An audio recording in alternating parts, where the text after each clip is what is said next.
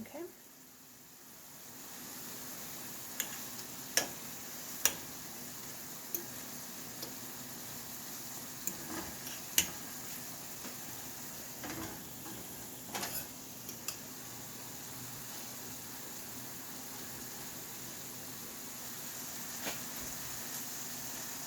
Just about like that. Just roll one piece at a time. Just kind of,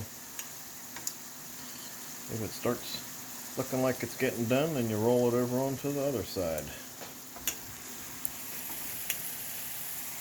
And I just do one at a time like that. And that's butter and olive oil in there. With some onions.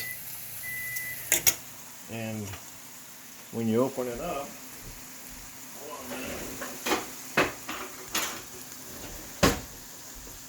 So to test it, you take a good healthy piece and just kind of cut it open. If it looks kind of like that, that's just about good.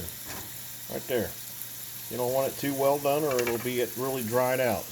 Just kind of pink like that. Here ends the story.